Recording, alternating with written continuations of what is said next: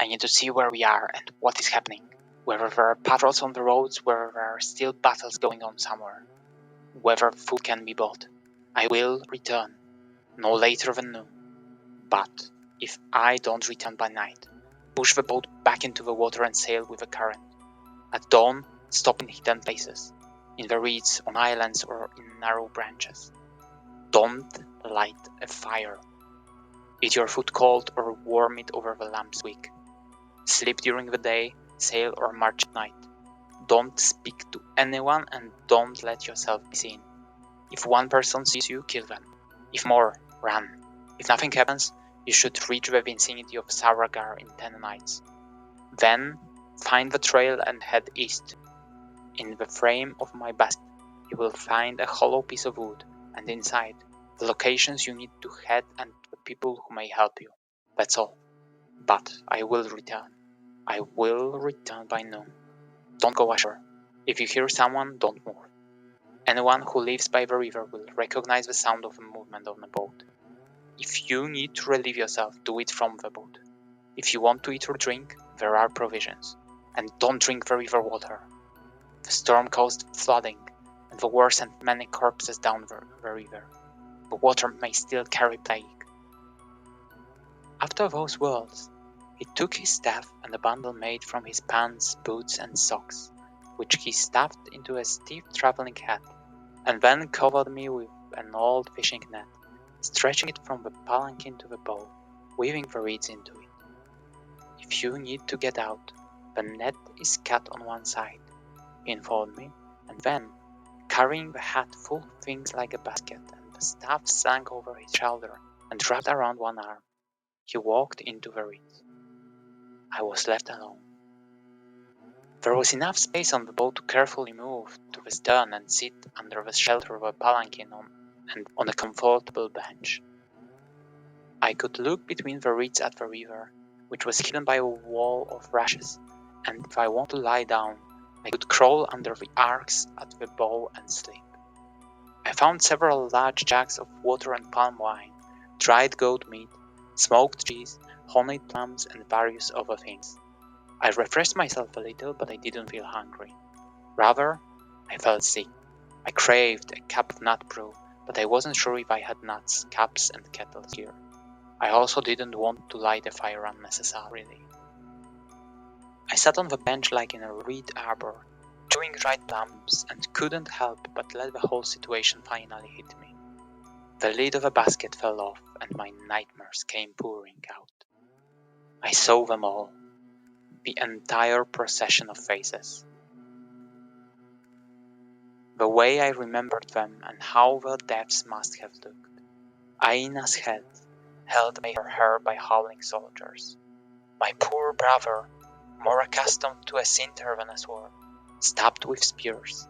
My unfortunate maidservants, raped by dozens of soldiers stinking like goats, their blood spattered iron lining, then slaughtered land chipped infantry's walls.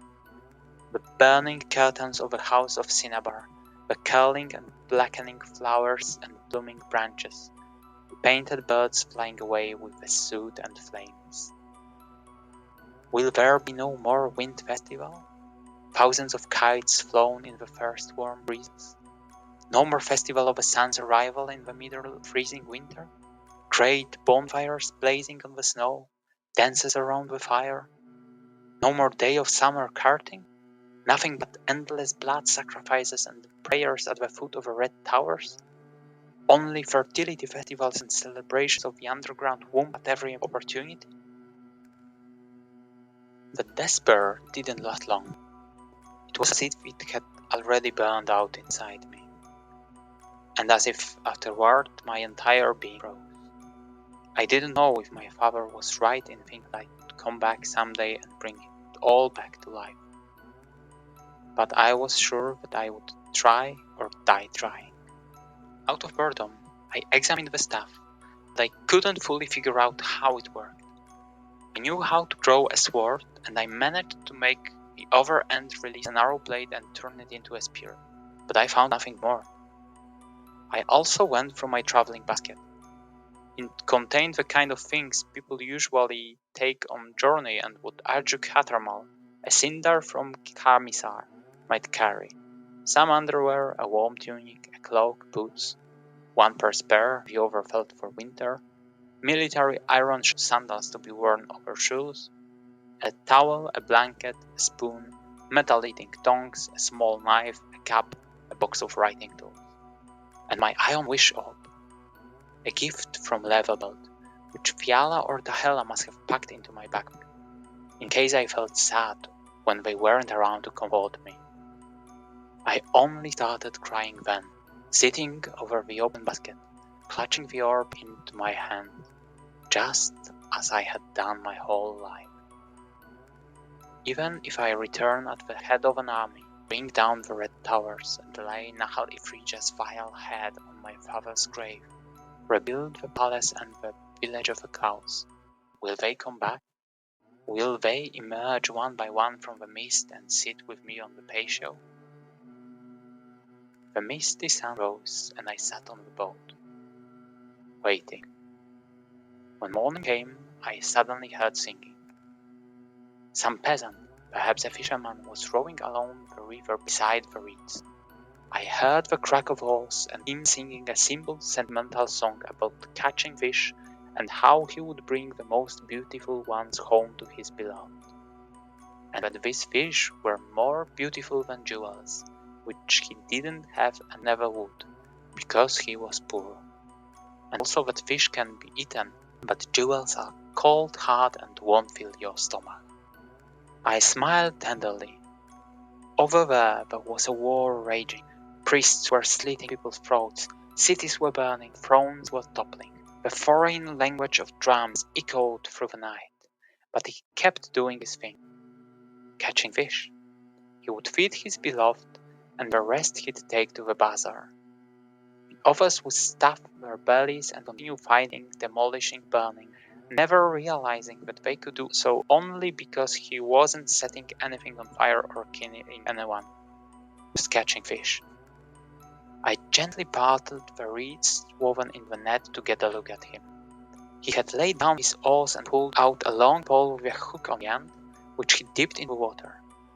I felt sorry for the poor dark fool who was searching for his crab and mussel traps or fish baskets, even though the storm had passed. A flood wave had surged down the river yesterday, dragging war debris, and his traps and nets had probably been smashed to pieces or were now floating out to the sea. But the fisherman found something and was hauling it to the boat, still singing through clenched teeth. When I looked more closely, it turned out that the cheerful fisherman was hauling in a corpse. He managed to pull the body to the side of the boat and tie it by the neck. Then, grunting, he turned it over onto its back, unbuckled the belt, which he threw into the boat, searched the pockets, felt around the neck, and found some amulet, which soon clattered on the boards, and then unstrapped the sandals and pushed the corpse away with his pole, sending it on its way down the current. I felt sick. I saw him row to the next body floating down the river, with a long arrow sticking out its back like a mast. He took out a folding knife, and cut the arrow and removed the dead soldier yellow tunic of the Maranhar infantry. In contemplation, he poked his finger through the hole left by the arrow, as if estimating whether it was worth mending. I observed for a long time as he paddled here and there on the river, observing with a mixture of disdain and pity. He was robbing the dead, but what did battles in the city mean to him? What did he care whether the emperor was some tyrannist who wanted to build a better country but didn't manage to, would continue to rule, or whether he would now be subject to some code of the earth, some underground cult, and the rulers would be priests in masks instead of imperial officials? Did all this mean that the three sandals and tunic should float down the river? Neither emperors nor priests ever gave him sandals. A dead soldier did.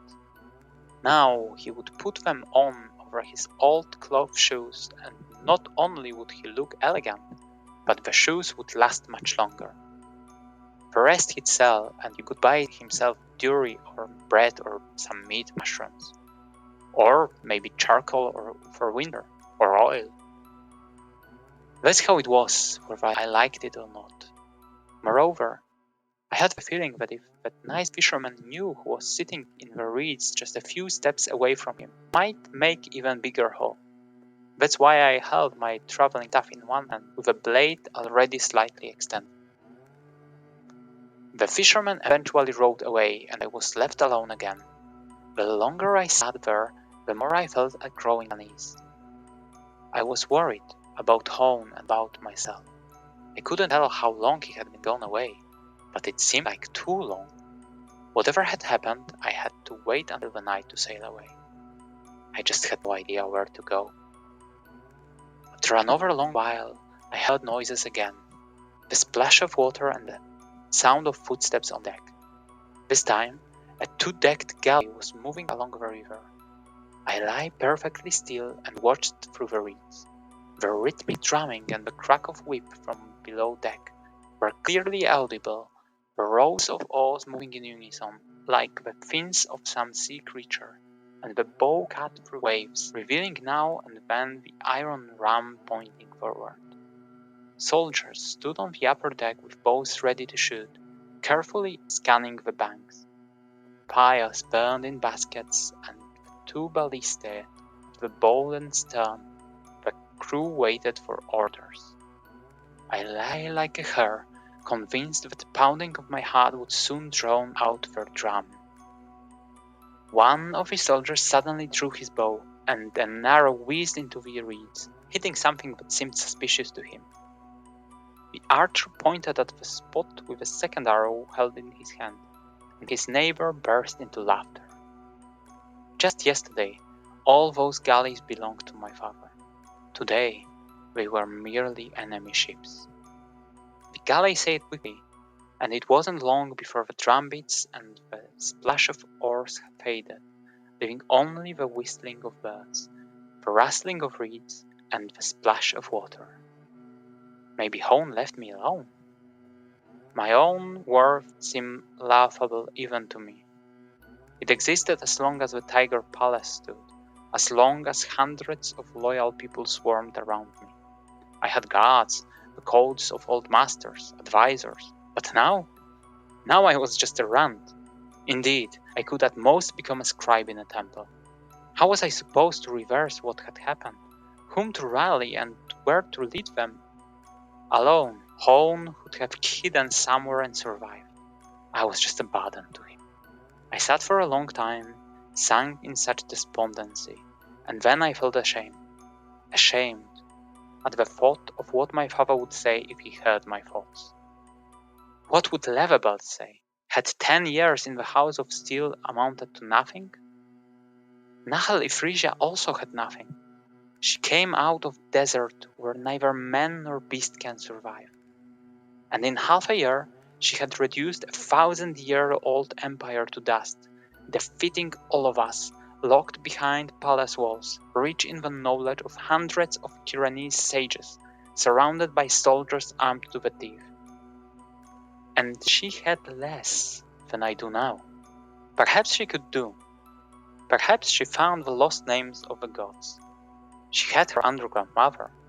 I also had my Nadaku.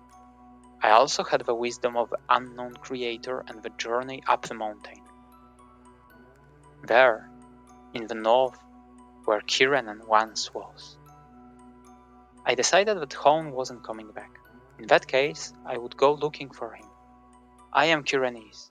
I belong to the Crane clan, so I won't leave him behind. That's the warrior's honor. If he's dead, I'll return here, get on the boat, and continue on. Then I'll abandon it and head north. At night, as he advised. Through the sharp mountains. I'll see the Valley of the Black Tears with my own eyes. I'll find the place where the castle of Crane, the Lord of Fire, once stood, the seat of my clan. Even if there are no Kiranese left there, the ghosts of the place remain. They sleep in the mountains, rocks, and sacred groves. I will summon our Nadaku and draw strength from them. I will hide in the mountains and seek out the names of ghosts. Then I will return and destroy Ifrisia. I decided to wait until dusk, then follow Hone's trail. In the afternoon, I heard the language of the drums.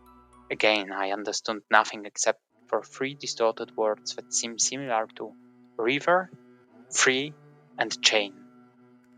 I had so convinced myself that Hone was lost that when he returned, I was sure it wasn't him, especially since he slipped between the reeds almost soundlessly. Suddenly, a dark figure appeared at the bow, so I grabbed the staff, extended the blade, and thrust it toward his neck under the chin. He deflected the thrust with his own staff and fell backward into the river. He immediately scrambled to his feet, caught his drifting hat, and looked at me with anger. "It's just me. If I had any ill intentions, you'd certainly be dead by now. You could have heard me clearly from 10 steps away." He tossed the wet sack he was carrying in his other hand into a boat and clambered on board. "Did you hear the drums?" "Yes, at dusk I was planning to go looking for you." He froze, holding his pen. "And how are you going to find me? And for what? If I hadn't returned, it would mean I was dead, or worse, that I had betrayed you. Or that I'd been captured, which means that I'd soon betray everything under torture. In any case, you should have fled immediately." "Why do you say you would betray?" "You've never seen torture, but I have. People may hold out longer or shorter, but it's foolish to assume they'll resist. When someone close to you falls into enemy hands, immediately assume they'll tell everything they know. It's safer this way. I'll try to die or kill myself if it comes to that, but you never know. Now, you must try to sleep. We have a whole night ahead of us, and worse, it's the last night we'll risk staying on board." "Why? Where was the message going if it was being sent this way?" "It could have been general to all ears. If Nahali Frisia has taken power, she'll send out a lot of such messages." "It was too short for that." "And though if it wasn't general, then it means it was meant for the estuary, to the fort at Chengebat." "And that means they'll want to close the river." I laughed. "How can you close a river? 3 galleys anchored side by side in the current are enough. They are positioned with the bows facing the current and anchored. Then the sides are chained together. Between the hull of a ship's full of archers, no one can pass alive." "A galley has just sailed upriver," I said. "Did you learn anything?" "There's a settlement not far from here. I only observed it from hiding. They are 3 people from lower castes. Well, they were until yesterday. Mostly Hiruks and Karahims, 2 wealthy families of Afraims. They've all recently heard rumors that the Code of Earth is returning. The wives of native Amitrajis immediately began moving out and setting up a woman's house. Others are loading the belongings onto carts and planning to flee. There's talk that the wrath of the Underground Mother has not yet been appeased, and subjects following foreign customs, religions, and breaking the code of the earth have one last moment to convert. If they are late, the drought will return, and the fire of the desert will sweep them away. But these are just rumors. No one knows what will happen next. Some are already preparing supplies to give to the priests, while others are burying them underground. In any case, the innkeeper is already tapping kegs of beer and palm wine. The priests haven't arrived yet. So what will they drink? Water and milk. The Underground Mother forbids anything that gives unnatural and sinful joy. You're not even allowed to season your food. You are also not allowed to make your life easier.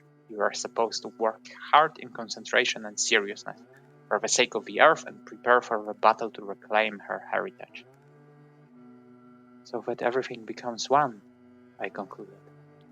Hafram Akidel, you have said the truth. He replied with approval and smiled. I thought you knew the Empire's religions better. I did, but not this one in particular. I underestimated it because I thought it wouldn't return. And you were wrong. He nodded sadly and lay down. Now, let's get to sleep. Sita Tenzin? Yes? Where are we headed? As far away as possible. Where would you like to go? Beyond the Sharp Mountains. To Kiranen. Home. He sat up in the boat. Bad idea. They are already waiting for you there. That is too easy to predict. What's more, it doesn't make sense. There's nothing there but a wild, devastated province, where almost none of our people live anymore. Just some plantations, a few roads, and one poor city, Kangabat, rebuilt in the Amitraji style. Everyone has been resettled. To Kandar, along the Figis River, to the steppes of Osir, other people brought to Kiranan. Now it's just Kangabat province. Kiranan no longer exists. So where to? Beyond the known world, when the maps end, where no one will find you. Won't you tell me? I will. Not today. The less you know, the better. We traveled cautiously all night, just along the shore, quietly and slowly, from bend to bend.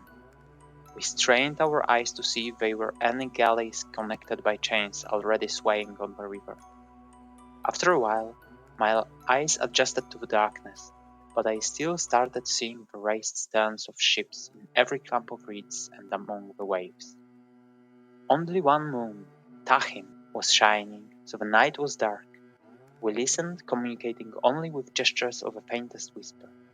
Sound carries over water, so we tried to catch the sound of footsteps on the deck, the splash of water around anchor chains, the clatter of weapons, the murmur of conversations. When the sky began to grey in the east, we entered the mouth of a small river and hid under the overhang of a high bank. On the other side, we should have been hidden by the whistling willow bushes and reeds, but we covered the boat with a net anyway, weaving in twigs and reeds until it was invisible. No one was in sight, and along the shore stretched swamps, clumps of trees, and grass, faded and scorched by drought. I was so exhausted that I barely managed to eat anything. The spices of dried meat and cheese grew in my mouth as I sipped from a flask, and my eyelids were closing on their own. I crawled under the canvas and fell asleep before the sun even rose.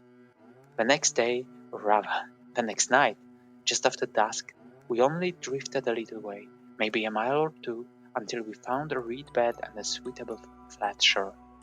We carried our baskets, into which we had packed some supplies, ashore. Holm made me a strip down.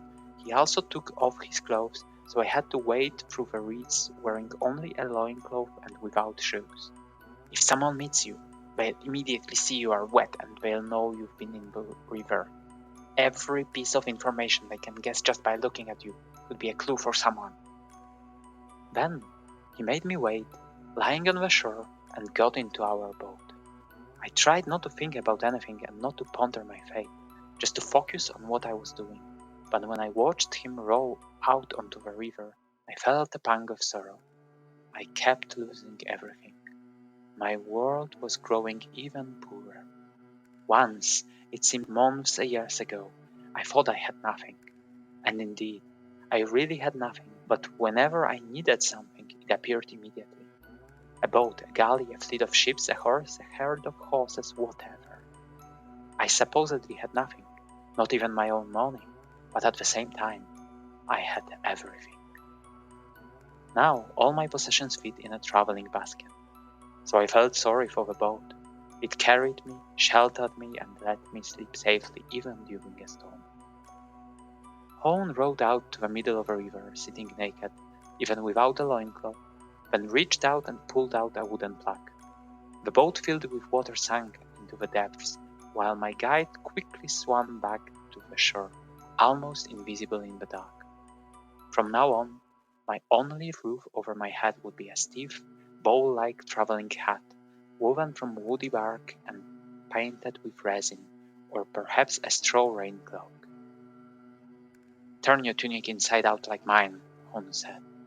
"That yellow of a caste is too bright. You are shining like a torch."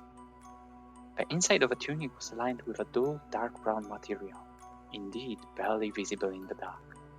"Now, adjust the straps of a basket so it sits securely like a saddle on a horse's back. It mustn't shape you. Tie the hat straps carefully, tighten the bootlaces. Your calves need to be snug." He took out from under his shirt the object, the Eye of the North, a glass orb in which a stone, resembling an eye, floated in water, always rotating its pupil to face the north. I was glad he had it. We marched through the empty flat plains that had recently been treacherous swamps. Now only puddles and shallow patches of mud remained. Months of drought had nearly drained them all water. Hone marched at a steady pace, neither fast nor slow. He slung the staff over his shoulders and draped his arms over it. I thought a traveling staff was meant for leaning on, I remarked. It's a habit, he explained. For years I carried a spear like this. During a march, your arms tire just as much as your legs. But this way, everyone can spot a soldier in you, maybe even a Binhon Pahande. A centurion doesn't carry his own spear, he said. A centurion carries his ass on horseback. But he did took down the staff and used it as all travelers do. When you travel at night, time stretches and drags mercilessly. There's nothing to look at. Everywhere is just darkness in different shades. Blotches where tired eyes quickly start to see danger. We walked and walked until my shoulders began to ache from the basket, and I felt how heavy it was. And we still kept walking. Finally, I asked Hone when we would rest. It's not even close to midnight, he replied. The night has just begun. So, it hadn't even been an hour. I was convinced that it's almost the hour of a wolf and the dawn would break soon. Sometimes our feet began to sink into the squelching mud, and we had to zigzag. The swamp stunk, and there were swarms of mosquitoes biting us relentlessly. We walked for quite a while until morning, and we found a place to camp just as dawn was breaking. We bent the tops of several young trees together and tied them with a rope in a spot where there was some grass instead of a sticky mud. We lined the inside of the shelter with branches and bundles of rushes. It seemed to me that the marshes had no end. The following nights were much the same. Worse still, we wandered in circles around identical pools and among similar clumps of trees or bushes. I began to suspect that we had long since lost our sense of direction and were working in circles. I feared we would keep walking until we ran out of water, then food, and that's how our escape would end. We'd start drinking the reddish water from the mud until we both collapsed from hunger and swamp fever. Then I feared that wandering through the marshes we would eventually stumble upon the charm spot. I tried to watch for its signs, ancient stones arranged in circles, bizarre, monstrous trees growing in a ring, or overgrown plants, or even round patches of barren earth where nothing grew. But I found nothing of the sort. When, after several days, the marshes finally ended and the dry, resin-scented forest began, I felt an indescribable relief. However, it quickly turned out that trekking through the forest was just as strenuous as crossing the marshes, though a bit faster. We no longer had to skirt around swamps, but there was no water. Each had only one flask, which meant we would soon start suffering from thirst. On top of everything, I felt covered in dust and dried sweat, my whole body itching from dirt. When the light of dawn appeared, Hone showed me how to find trees that held some water and how to collect it by cutting the branches. He showed me stinging vines to avoid, how to find roots and nuts that were safe to eat, and which leaves could heal festering wounds. I lost track of time. Day, night, day, night. I felt as if I could no longer remember the brightness of the sun. One night it rained. We washed ourselves in the downpour, spread out our cloaks to catch the water, letting it flow into a kettle we placed underneath. We lost a lot of time, but at least we filled our flasks. One night we found a path running toward the forest and decided to follow it for a while, until we could figure out where we were. Hone took out the eye of midnight from time to time, but I didn't like the inscrutable look on his face as he alternated between looking at the amulet and the stars. It was while walking along this path that we encountered soldiers. There were two of them, and it was immediately clear that they were neither a patrol nor part of the victors. They were our soldiers. We met them before dawn. We met them just before dawn. They stood on the trail, one with a spear in his hand, the other with a sword. They had no shields or armor, and one had his head wrapped in blood-soaked cloth. "Who are you?" called the one with the spear as soon as he saw us. "Turn into the forest," Hone hissed. But 3 more came out of the forest, right where we intended to turn. These men wore segmented armor, but it was so rusty and dirty that it was impossible to tell its color. They looked just as miserable. I already knew they hadn't joined the underground, so I was glad to see them. I asked, "Who are you?" the spearman called again. "Peasants?" "What haven't you, soldier?" Hone growled. "Unit, rank, name!" They stood around us, somewhat nonchalantly, with swords in hand. I didn't like it. "Now," spoke one of them with a bandaged arm, the only one wearing a dented helmet. "This must be a deadman demon, right?" "Let us pass," I pleaded. "We are also fleeing from Nahali Frisia's army." "Do we look like we are running away?" said another. "Where to run? We are already dead. Where were you when they were beating us? When your own started beating their own? The world's coming to an end, if you ask me. Now it's every man for himself. What's in the basket?" The spearman licked his lips nervously. "Leave them on the ground and go." "That's not happening," someone said. "They've seen us, and supposedly people like us are sacrificed in the towers, and they pay for news." Hone unstrapped his basket and slowly set it on the ground. "Do as I do," he said. "Take off your basket, Ajok." I took off my basket, and just as I was setting it down, I heard a whistle. When I looked up, the spearman was walking blindly, arms outstretched, with a stream of blood flowing from his mouth.